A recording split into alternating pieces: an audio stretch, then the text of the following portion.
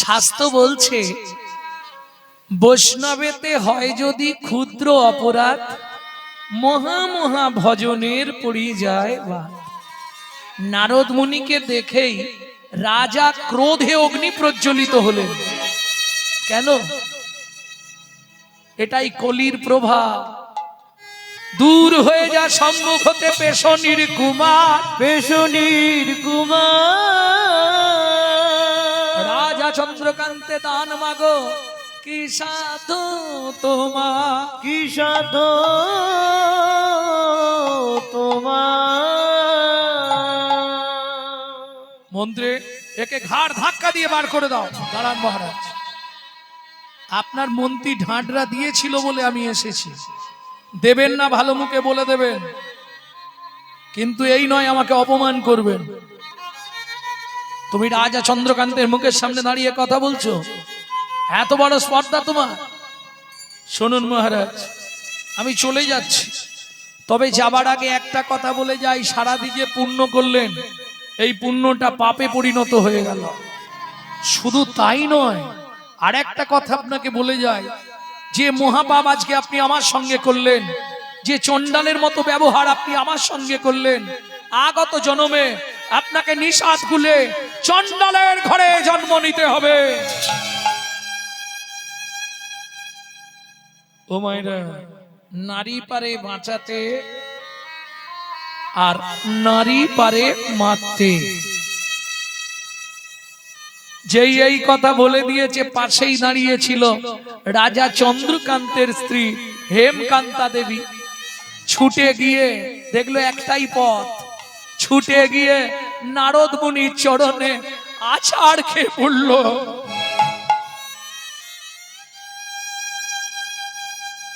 মুনিবর, জানি না কোন জন্মের কোন অভিশাপের কারণে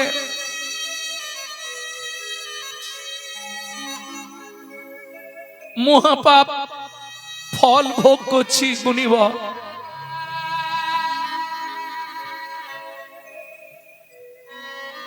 লোকের কাছে মুখ দেখাতে পারিনি। আপনি নিষাদ কুলে জন্ম নেব চণ্ডালের ঘরে, তাতে কোনো কষ্ট নেই মুনিবর, তাতে কোনো দুঃখ নেই। শুধু আপনার চরণে আমার একটাই নিবেদন মুনিবর, যে কুলে জন্মাবো, যেখানে থাকবো, কোনো কষ্ট নেই, শুধু একটা কৃপা আপনি আমাকে করে দিন। চরণটা ছাড়ো মা, বলো তোমার কি চাই। আহা, যখনই বলেছে কি চাই, চোখ থেকে টপ টপ করে জল নারদ মুনির চরণে পড়ছে। হেমকান্তা দেবী রানী হয়েও ভুলে গেল তার অহংকার। ক্ষমাই পরম ধর্ম বৈষ্ণবের আচার। চরণটা ধরে যখনই কেঁদেছে, নারদ মুনি বললে, মা তুমি যা চাইবে আমি তোমায় দেব, নিশ্চয়ই দেব, বলো মা তুমি কি চাও। আঁচলটা পেতে বলছে, মুনিবর এ জন্মে তো হলো না, পর জন্মে যে কুলে জন্মাবো একটি সন্তান পাই যেন মুনি, সে তো হরি ভক্ত। আবার দুজনে গিয়ে জন্ম নিল, আবার দুজনে সংসার বাঁধলো। তাহলে সত্য যুগে চন্দ্রকান্ত হেমকান্তা, তেতা যুগে তারাই একসঙ্গে স্বামী স্ত্রী হলেন, সবর সবরী। একটা ছেলেও হলো, নাম রাখলেন গুহক। এক সময় রামচন্দ্র 14 বছর বনে গিয়েছিল, ওই সময় গুহকের সঙ্গে বন্ধুত্ব। কেন 14 বছর বনে গেলেন? কইকেই মন্থরার যুক্তি পেয়ে 14 বছর রামকে বনে পাঠাতে হবে, তাই তো। আমার ছেলে ভরত রাজা হবে, তোমার রাম 14 বছর বনে যাবে, তাই না বাবা? এটা মিথ্যে কথা। সত্যিটা কি শুনে নিন। গভীর রাত্রিতে রামচন্দ্র গেলেন কইকেয়ীর ঘরে। ছোট মা, ছোট মা। কে? আমি রাম। বাবা রাম, এত রাতে আমার ঘরে? ছোট মা, কাল থেকে আমার পায়ে বন্ধন পড়ে যাবে, আমার পায়ে বাবা বেড়ি দিয়ে দেবে। 14 বছর, আহা, এই অযোধ্যার রাজ সিংহাসনে আমাকে বসতে হবে। কিন্তু ছোট মা তুমি তো জানো এই রাজ্যে দায়িত্ব নেবার আমার ইচ্ছা নেই। হ্যাঁ, তা কি করবি? তুমি শুধু একটা উপকার করে দেবে। তুমি বাবাকে বলবে আমার ছেলে ভরত রাজা হবে, রাম রাজা হবে না। কেমন? আর একটা কথা বলবে যে 14 বছর রামকে বনে পাঠিয়ে দিতে হবে না, এই মহাপাপ আমি করব না। তোর কথা শুনে করব, জগৎ আমার গায়ে থুতু দেবে, তোর গায়ে নয়। ছোট মা, এই উপকারটা যদি তুমি করে দাও, তোমার আমি একটা উপকার করে দেবো। কি করবি? শোনো, তুমি যদি আমার এই উপকার করো, বাবাকে বলে আমাকে 14 বছর বনে পাঠিয়ে দাও, তাহলে কথা দিচ্ছি মা, পরজন্মে তোমার গর্ভে জন্ম নেব, তোমার গর্ভে জন্ম নেব, তোমার গর্ভে জন্ম নেব, তোমার গর্ভে জন্ম নেব। তুমি দেব কি হবে, আমি কৃষ্ণ হব, তোমার গর্ভে জন্ম নেব। তুমি দেব কি হবে, আমি কৃষ্ণ হব, তোমার গর্ভে জন্ম নেব। সত্যি কৃষ্ণ, সত্যি রাম? হ্যাঁ, কথা দিলাম। মাথা ছুঁয়ে বল, তাই বললাম। বেশ, কিন্তু একটা সত্যি কথা বলবি রাম। কি? হ্যাঁ রে, 14 বছর তুই বনে যাবি, কারণ কি? সেখানে কি আলাদা করে সংসার টংসার করবি? কি বলছো ছোট মা? না না, তাহলে যাবি কেন?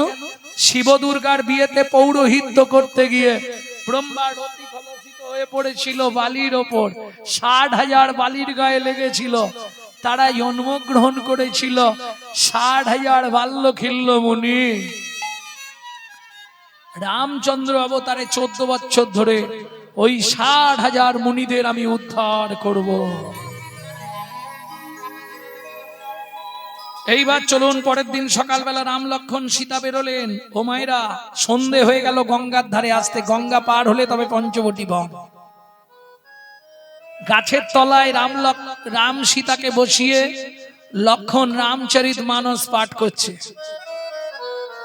মানে যার কথা তাকেই পাঠ করে শোনাচ্ছে।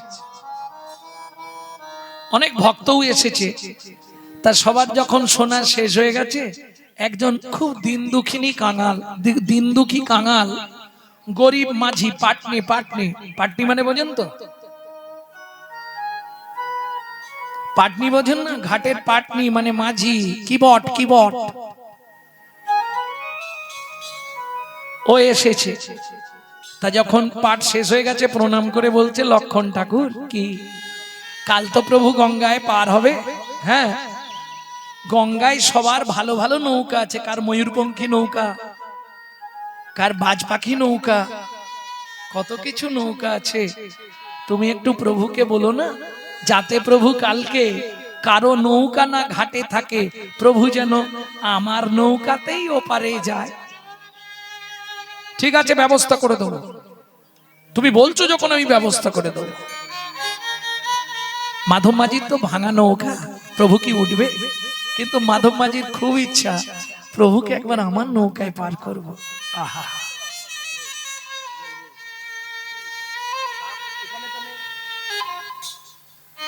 খুব ইচ্ছা। এইবার চলুন, ঘাটে এসেছে। ঘাটে পৌঁছে গেছে রামচন্দ্র। সকাল বেলায় ডাক দিয়েছে, ও মাঝি, ও মাঝি, আরে তোরই ঘাটে নিয়ে এসো, ওপারে যাব। ও মাঝি। মাধব মাঝি মুখ ঘুরিয়ে বসে আছে, শুনছে কিন্তু সাড়া দিচ্ছে না। লক্ষণ এবার রেগে গেছে, কালকে আমাকে অত করে নিজেই বলে এলো যে কারো নৌকা না থাকে আমি সেই মতন ঘাটে একটাও নৌকা রাখিনি, আর আজকে মুখ ঘুরিয়ে বসে আছে, ওকে শুনতে পারে কালা নাকি? এই মাঝি। রামচন্দ্র বলছে, লক্ষণ, প্রত্যেকের সম্মান আছে, এই মাঝি বলতে নেই। মাঝি বলে জোর দিয়ে ডাকো, সাড়া দেবে। ও মাঝি। হ্যাঁ, কি এতক্ষণ আসতে, এতক্ষণ যে প্রভু তোমায় ডাকছে তুমি শুনতে পাওনি? বলে হ্যাঁ। তুমি শুনতে পাচ্ছিলে? বলে প্রথম থেকেই শুনতে পাচ্ছি। তাহলে সাড়া দাওনি কেন? বলে কিছু মনে করো না লক্ষণ ঠাকুর, প্রভুকে একটা শিক্ষা দেবো বলে সাড়া দিইনি। তুমি প্রভুকে শিক্ষা দেবে? হ্যাঁ। রামচন্দ্র বলে, আচ্ছা মাধব, তুই আমায় কি শিক্ষা দিবি শুনি একটু। প্রভু, তোমাকে এটাই বোঝাতে চাইলাম, তুমি কতবার ঘাটে দাঁড়িয়ে ডাকছো, আমি সাড়া দিচ্ছি না, তোমার ভেতরটা কেমন হচ্ছে? তুমি অনুভব করো, কত জীব নিত্য নিত্য ভবসিন্ধু পাড়ের ঘাটে গিয়ে যখন তোমাকে বারবার ডাকে, তুমি তাদের ডাকে যখন সাড়া না দাও, তুমি অনুভব করো প্রভু তাদের ভেতর কেমনই হয়, তাদের ভেতর কেমনই হয়, তাদের ভেতর কেমনই হয়, তাদের ভেতর কেমনই তুমি যদি হয়, সাড়া না দাও তাদের ভেতর কেমন হয়, তুমি যদি সারা না দাও তাদের ভিতর কেমনই হয়। যাক ঠিক আছে, নৌকা নিয়ে আয়, নিয়ে আয়, নিয়ে আয়। নৌকা নিয়ে আসছে কিন্তু ঘাটে ঠেকাচ্ছে না। রামচন্দ্র বলছে, মাধব আগে কথা বলে নে, কত নিবি, কত দিলে পার করবি বল, আগে কথা বলে নে, আমরা তিনজন আছি, কত নিবি তাই বল। বলে, প্রভু ধরো যেতে যেতে কোনো ড্রাইভারের গাড়িটা খারাপ হয়ে গেছে রোডে, সে অন্য কোনো ড্রাইভারের গাড়িতে উঠে যদি গিয়ে দুটো স্টপেজ পরে মিস্ত্রির জন্য নাবে, তাহলে ওই ড্রাইভারকে এই ড্রাইভারের থেকে পয়সা নেয়? বলে তার মানে বুঝলে না প্রভু, তুমিও মাঝি আমিও মাঝি, তুমিও মাঝি আমিও মাঝি, তোমার থেকে যদি পয়সা নিই জগৎ আমাকে খারাপ বলবে। আজকে যেমন তোমায় আমি পার করে দিচ্ছি, সেদিন পার করে দিও, সেদিন পার করে দিও, সেদিন পার করে দিও, সেদিন পার করে দিও। আমার কাছে হয়তো কিছুই থাকবে না, সেদিন পার করে দিও, সেই হয়তো কিছুই থাকবে না, বলি আয় রে মাধব আয় রে বলে, হরি হরি হয়তো কিছুই থাকবে না, মাধব বাইরে কোলে, সে আমার কিছুই থাকবে না, সেদিনই পার করে দিও। আমি গিয়ে নৌকায় বসি না। শোনো প্রভু, তোমার সঙ্গে ঝগড়া নেই, তোমার দেহের সঙ্গে ঝগড়া নেই, তোমার পায়ের সঙ্গে ঝগড়া নেই, কিন্তু পায়ের তলায় যে ধুলোটা আছে ওইটার সঙ্গে আমার শত্রুতা আছে। কেন কেন রে মাধব, এ কথা কেন বললি? তুমি কি বুঝবে, তোমার ওই পায়ের ধুলো লেগে পাথরের ভেতর থেকে মেয়ে ছেলে বেরিয়ে গেছে। এখন প্রভু, আমার নৌকাটা যদি মেয়ে ছেলে হয়ে যায়, বাড়িতে এমনি স্ত্রী আছে, আবার এটাও যদি মেয়ে ছেলে হয়ে যায়, আমার সংসার তো চলবেই না, আর দুজনে মিলে আমাকে মেরে ফেলবে। অতএব দরকার নেই, তুমি দাঁড়াও, আগে তোমার পাটা ভালো করে ধুইয়ে দি, তারপর নৌকায় তুলবো। লক্ষণ বলছে, ধোয়াবি কিসে? কেন এত জল আছে গঙ্গায়, তুলবি কিসে করে? বলে তুলতে লাগবে না, দেখো না কি করে ধোয়াই। রামের চরণটা দুই হাত দিয়ে ধরেছে মাধব, চোখ থেকে টপ টপ করে জল পড়ছে, আর রামের চরণটা ধোয়াচ্ছে, কাঁদছে, আর কি বলছে যেন, সেদিনের আশা আজ পূরণ হলো, সেদিনের আশা পুরাণ হলো, আমার সেদিন থেকে আশা ছিল। আস্তে আস্তে আস্তে, কোন দিন থেকে? এই তত্ত্বটা অনেকে জানেননি, জেনে নিন আজকে।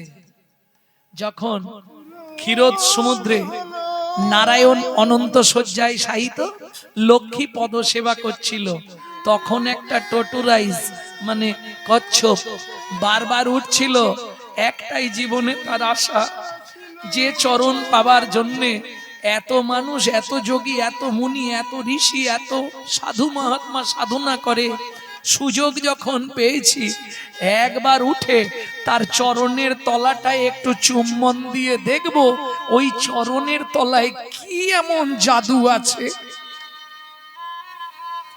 এই ভেবে কচ্ছপটা ওই অনন্ত শয্যার ওপর উঠে যেই না চরণের ধারে যাবে, লক্ষ্মী দেখে ফেলেছে, ওমা এত বড় পোকা, এ যদি প্রভুর পায়ে কামড়ায় প্রভুর তো কষ্ট হবে। সঙ্গে সঙ্গে কচ্ছপটাকে ধরে দূরে ছুঁড়ে ফেলে দিয়েছে। সমুদ্রের ওই নোনা জল কচ্ছপের নাকে মুখে ঢুকে গেল। কাঁদতে কাঁদতে বললে, ভগবান, জীবনে বড় আশা করে উঠেছিলাম, যে চরণে এত মজা, একবার সেই চরণের ধুলি একটু আমি জিভ দিয়ে চেখে দেখবো কি এমন আছে তাতে, কিন্তু সে আশা তো পূর্ণ হলো না। ভগবান বললে, কচ্ছপ রে, তুই দুঃখ করিস না, তোর আশা আমি পূর্ণ করে দেব। সত্য তেতা যুগে আমি রামচন্দ্র হব, তুই হবি কি বট মাধব মাঝি। তোর ঘাটে যেদিন পার হতে আসব, তুই সেদিন চরণ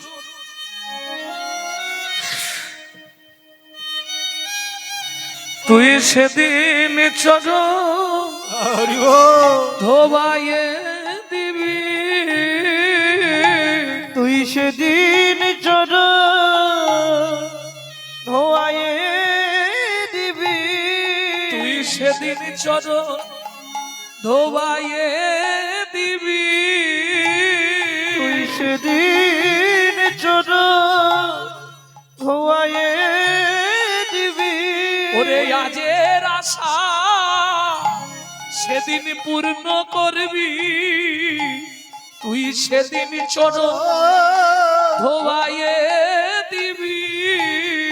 আজ আশা পূর্ণ করবি। ও মাধব তোরে কথা দিলে, আজের আশা পূর্ণ করবি। মাধব তোরে কথা দিলাম, আজের আশা পূর্ণ করবি। সেদিন আশা পূর্ণ করবি।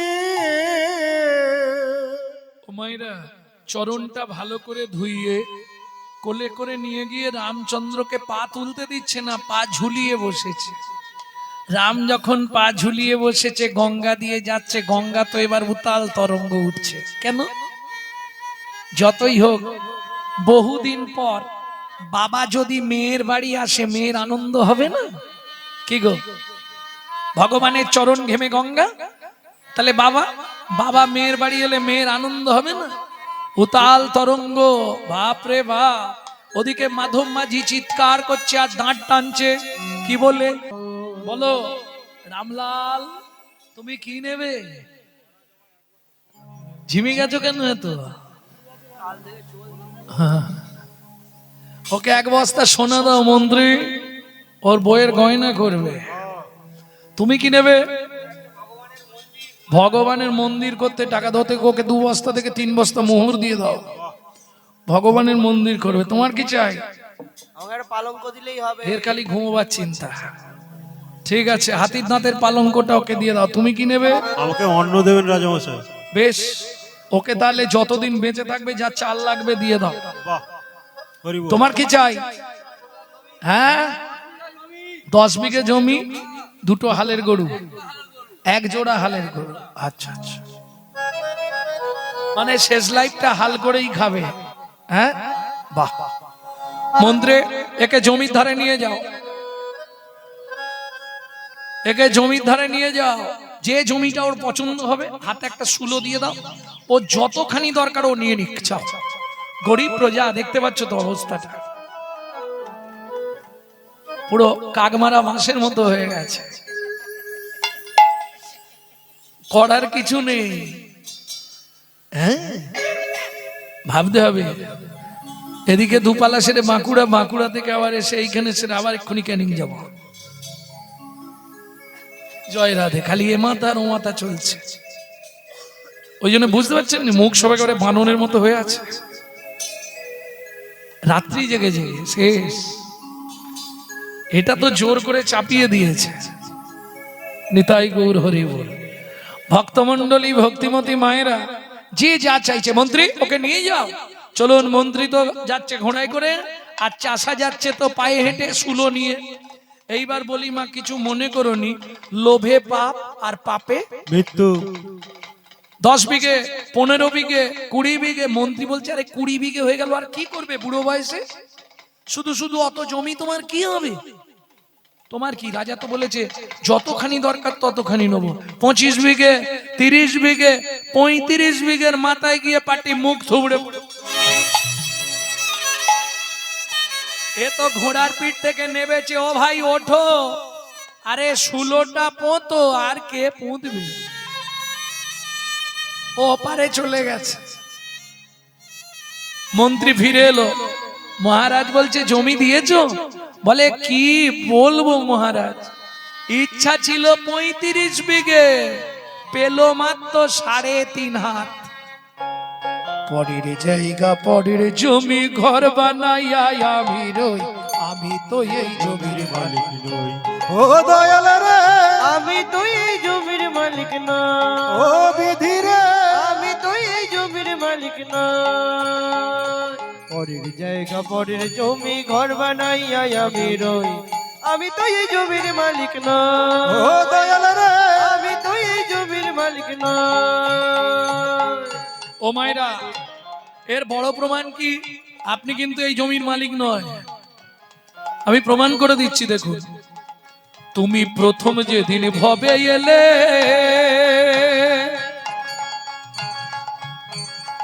তোমায় দিল নতুন ঘর,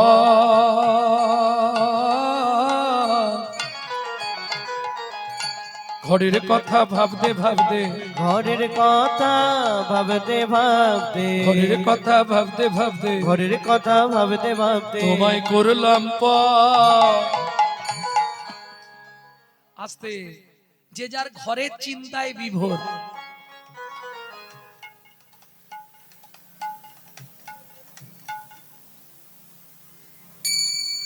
লেকসোনা, লাক্স, ইন্টারলাক্স, ডাব, মতি, চন্দন ঘষে ঘষে করে সাদা করে ফেলতেছে। হ্যাঁ বাবা, ফেয়ার এন্ড লাভলি, ভিকো, টারমারি, বিভি, সিসি, কি ঘষণ ঘষছে। এই ঘরের কথা ভাবতে গিয়ে তার কথা চিন্তার হয়।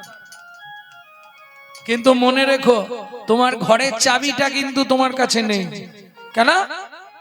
আচ্ছা, তোমার যদি চাবি তোমার কাছে থাকে, তোমার যদি ঘর হয়, তুমি আমাকে বলো তোমার ঘরে দরজা কবে খুলেছিল? কি গো হবে? যদি কেউ বলতে পারেন, দেখুন চেষ্টা করে, তোমার ঘরের দরজাটা কবে খুলেছিল? বলতে পারবেন না। কেন? মায়ের পেটে থাকাকালীন দরজা খুললে তবে বাচ্চা বাইরে আসার জন্য ছটফট করে। দরজা খুলে গভীর রাত্রি 12টার পর দেখবেন, যারা মা হয়েছে জেনে নেবেন, রাত্রি 12টার পর পেটে লাথি মারা শুরু হয়। তাহলে বুঝে নেওয়া গেল কোন তারিখে ঘরের দরজা খুলেছে, এটা মাও বলতে পারবে না। কবে পৃথিবীতে এসেছি সেটা বলতে পারবে, তাই তো? তাহলে দরজা খোলার ডেট বলা যাবে না। আচ্ছা, ওটা বাদ দিয়ে দিলাম, ভেতরে কি হয়েছে না হয়েছে ইন্টারনাল খবর, বাইরের খবরটা তো বলতে পারবো, কবে দরজাটা বন্ধ হবে। কেন না পারবো না? আরে তুমি পারবে না কেন? তোমার ঘর, তুমি দরজা কবে বন্ধ করবে এটা জানো নি? বলেন না কেন? আমার ঘরের চাবি তোমার হাতে, ঘরের চাবি তোমার হাতে, আমার ঘরের চাবি তোমার হাতে, আমার ঘরের চাবি তোমার হাতে। সে ভাবনা ভাবলাম কই, আমি তো এই জমির মালিক নই। ও দয়াল রে, আমি তো এই জমির মালিক না। নিতাই গৌর হরি হরি হরি বল। মন্ত্রী সবাই দান পেয়েছে? হ্যাঁ মহারাজ পেয়েছে। গঙ্গা জল আর তুলসী পাতা হাতে নিয়ে আমি এবার দানব্রত যজ্ঞ শেষ করব। মহারাজ, আপনি একবার নিজে জেনে নিন না কেউ বাকি আছে কিনা। যদি কেউ বাকি রয়ে যায় অপরাধ হয়ে যাবে। বেশ, তুলসী পাতা গঙ্গার জল হাতে নিয়েও ফেলেছিল। দানব্রত যজ্ঞ ব্রত শেষ করে নর্মদা নদীতে স্নান করে জলবিন্দু গ্রহণ করবে। কিন্তু মন্ত্রীর কথা শুনে ওগুলো রেখে রাজা জিজ্ঞেস করলেন প্রজাদের মাঝে, প্রজাগণ, সকাল থেকে আজকে যে দানব্রত যজ্ঞ চলছিল, যে যা চেয়েছো সবাইকে তাই দিয়েছি, তবু আমার শেষ জিজ্ঞাসা, আর কেউ কি বাকি আছো? আমি আছি গো রাজ, আমি আছি গো, আমি এখনো বাকি আছি বাকি আছি বাকি আছি বাকি আছি বাকি আছি। কোথায় তুমি? আসছি মহারাজ, এক্ষুনি আসছি আপনার সামনে। মন্ত্রী, কাউকে দেখতে পাচ্ছ? কে বললো? হ্যাঁ, কালে নারদ ঋষি দাঁড়ালো সম্মুখে আসি। কালে নারদ ঋষি দাঁড়ালো সম্মুখে আসি। কহিলেন মধুর বচন, কহিলেন মধুর বচন। রাজা আমি এখনো বাকি আছি, আমি এখনো বাকি আছি। তুমি আমায় দান করো রাজা, আমি এখনো বাকি আছি। আমায় দান করো রাজা, আমি দান গ্রহণের অভিলাষী। আমায় দান করো রাজা, দান গ্রহণের অভিলাষী আমায় দান করো রাজা। আমি এখনো বাকি আছি আমি এখনো বাকি আছি। ও মায়েরা, 80 মণ দুধে 1 ফোঁটা গোচনা পড়ে গেল। কিরকম? নিতাই গৌর হরি হরি বল। সন্তান পাই যেন মুনি, সে তো হরি ভক্ত হয়। তুমি এই কৃপা করো মুনি, তুমি এই কৃপা করো মুনি। ত্রিভুবন করুক জয়, একটি সন্তান পাই যেন মুনি হরি ভক্ত। একটি সন্তান পাই যেন মনি, সে তো হরি ভক্ত হয়। ও মাইরা, এত বলি নারদ মুনি করিল গমন, করিল গমন, রাজা রানী হইল দোহা একতে মরণ। একত্রে মরণ।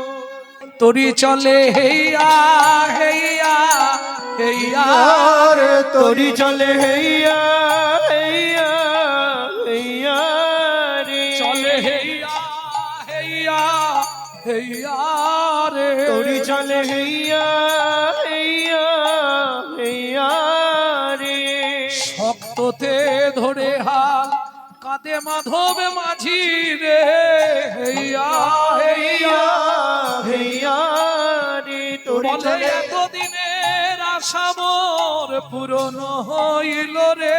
চলে হেইয়া হেইয়া হেইয়া রে। তরি চলে ও মাইরা, ইচ্ছা করে নৌকাটাকে মাধব মাঝি পা দিয়ে দাপাচ্ছে আর টলাচ্ছে। কেন এরম এরম হচ্ছে? ভগবান বলছে কি করছিস রে মাধব? বলে তোমাকে শিক্ষা দিচ্ছি। তুমি দেখো, তুমি যখন নৌকায় পার করার সময় এই রকম করো, তখন মানুষের মনের মধ্যে কেমন ভয় জাগে। তাড়াতাড়ি ঘাটে এসে গেছিস তো ঠেকিয়ে দে না। লক্ষণ বলছে তুই ঘাটের ধার দিয়ে 3 বার গেলি, ঘাটে নৌকা ঠেকাচ্ছিস কেন? বলে এটাও প্রভুকে শিক্ষা দিলাম। ও প্রভু শুনে রাখো, এটা কি শিক্ষা দিলাম জানো? তুমি ঘাটের ধার দিয়ে চলে যাও, তবু ঘাটে তরি ভেড়াও না। যারা পরে আসে তারা আগে যায়, যারা আগে আসে তারা পরে যায়। ঘাটের ধার দিয়ে যাও কিন্তু তরি ভেড়াও না। তোমায় শিক্ষা দিলাম, নৌকায় যারা থাকে ঘাটে যতক্ষণ না খেয়া ভিড়ছে ততক্ষণ তাদের মনে শান্তি হয় না। প্রভু কেমন? তাহলে মাধব তুই আমায় কি শিক্ষা দিলি? বলে শিক্ষা এটাই, আমি যেমন ঘাটে ভিড়িয়ে দিচ্ছি, তুমি সেদিন এদিক ওদিক না করে নিয়ে গিয়ে সরাসরি ঘাটে ভিড়াইয়ে দিও। সরাসরি ঘাটে ভিড়াইয়ে দিও। সরাসরি ঘাটে ভিড়াইয়ে দিও। সরাসরি ঘাটে ভিড়াইয়ে দিও। আমি আর কিছু চাইবো না গো, ভিড়াইয়ে দিও। এই কথাটার কিন্তু একটা গোপন মানে আছে। বুঝলেন কি না বুঝলেন? বুঝেছেন?